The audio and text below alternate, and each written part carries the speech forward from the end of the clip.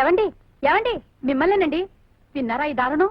అబ్బా నీకెన్నిసార్లు చెప్పానే నాకు పోయింది కళ్ళు చెవులు కాదని. అదే విన్నారా అని. చెప్పండి ఎలా వింటాను చెప్పు. చూడండి, ఇంటికొచ్చిన కొత్త కోడలు మహాగడుస్తుండోయ్. ఇంట్లో అడుగు పెట్టిందో లేదో అప్పుడే అధికారం చలాయించేస్తుంది. నన్ను నా కూతుర్ని ఎంత అవమానించాలో అంత అవమానించేసింది. ఏవండి, ఇందులో మీరు జోక్యం కలగచేసుకుని దానికి తగిన శాస్తి చెయ్యాలి. చేస్తాను చేస్తాను. ఇంట్లో ఇంత చారిత్రాత్మక సంఘటన జరిగిన తర్వాత చేతులు ముడుచు కూర్చుంటానా? శాంతి శాంతి శాంతి, దీనికంతటికీ కారణం పెద్ద కోడలేనండి. రాగాని బాగా చివాట్లు పెట్టండి. పిలిచారా మావయ్య? మహామాయ కథ విన్నావా? మహామాయ? అదేం మాయ? మహామాయ, మహాకాళి, ఆదిపరాశక్తి, మహిషాసురమర్ధిని రాక్షసుల్ని చంపడానికి దివి నుండి భూమికి అవతరించినప్పుడు భూలోకం అంతా ఆనందంతో ఉత్సాహంతో పొంగిపోయింది. ప్రజలంతా తన్మయులై ఉత్సవాలు ఊరేగింపులతో నాట్యం చేశారు. ఆ కథ వినలేదమ్మా? విన్నాను మావయ్య. మరిప్పుడు ఆ మహిషాసురమర్ధినే దుష్ట శిక్షణార్థం మన ఇంట్లో చిన్న కోడల రూపంలో అవతరించినప్పుడు మీరంతా ఉత్సవాలు ఊరేగింపులు చేసుకోకుండా ఎందుకు కూర్చున్నట్టు? ఆహా, ఉత్సవాలు చెయ్యాలా? చేస్తాను చేస్తాను. ఈ మహాకాళిని ఇంట్లో నుంచి వెంటనే తీసుకెళ్లరా నాయనా అని ఇప్పుడే చిన్న బాబుకు ఉత్తరం రాస్తాను. రాస్తావు రాస్తావు. ఇకపై నీ పని గోవిందా. రండి అన్నయ్య గారు, కూర్చోండి. కాఫీ తీసుకొస్తాను. ఇప్పుడే ఇంటి దగ్గర భోంచేసి వస్తున్నాను. అలా ఆఫీస్కి పెడుతూ మిమ్మల్ని చూసిపోదామని వచ్చాను. మా ఆవిడ తరపున మీకు క్షమాపణ చెప్పుకుంటున్నాను. అయ్యో, ఎందుకండి అంత మాట? కుటుంబం అన్న తర్వాత ఇటువంటి చిన్న చిన్న కీచులాట్లు ఉంటూనే ఉంటాయి. ఓహో, తమరిక్కడున్నారా? ఆఫీస్ లో అర్జెంట్ పనుందని అరగంట ముందుగా బయలుదేరి ఇందుకన్నమాట. అది కాదు కమలా. ఇంటికి రండి, మీ పని చెప్తాను. ఇంకెప్పుడైనా ఇంట్లో కనిపించారా? జాగ్రత్త. అబ్బా, నా బ్రీఫ్ కేసు. వెళ్ళొస్తానమ్మా.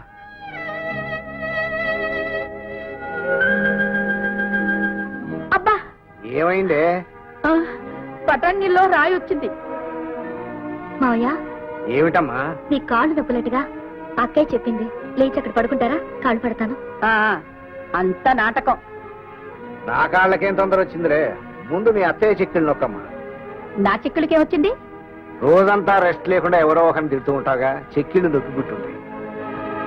కాస్త నూనె రాసి మాలిష్ చేస్తే మళ్ళీ మర్నాడు తిట్టడానికి వాటికి బలం వస్తుంది.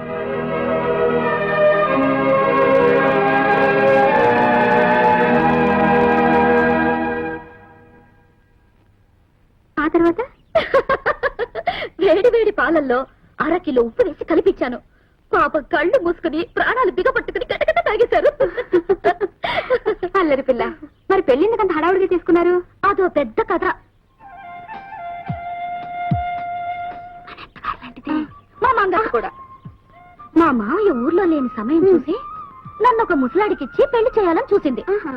దాంతో రవి దగ్గరికి పరిగెత్తుకెళ్ళి అసలు విషయం చెప్పేశాను. వెంటనే పెళ్లి చేసుకున్నాం. ఆ తర్వాత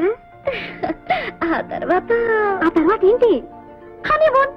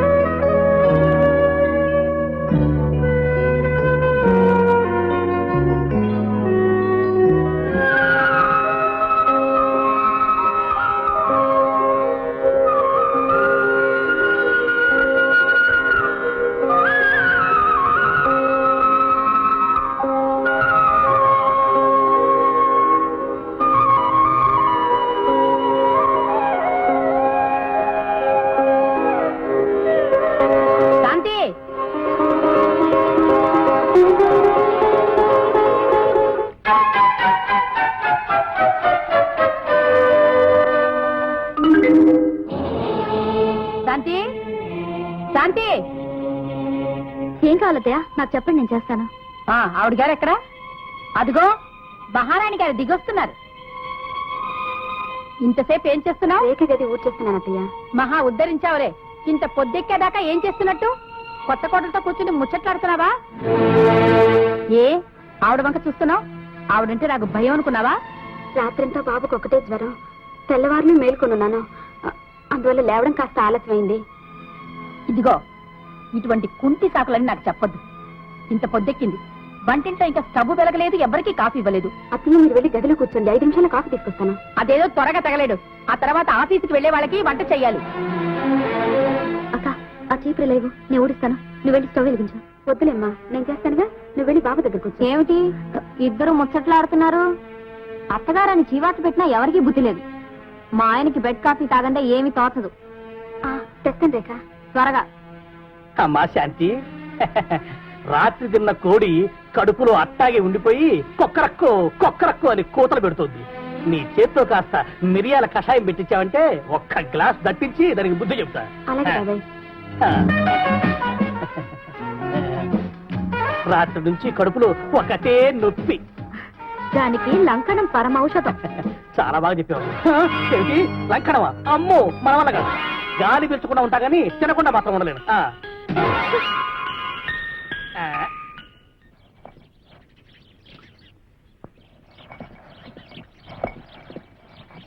ఈ ఇంట్లో నీ పరిస్థితి చూస్తుంటే నా కడుపు తరుక్కుపోతుందక్క.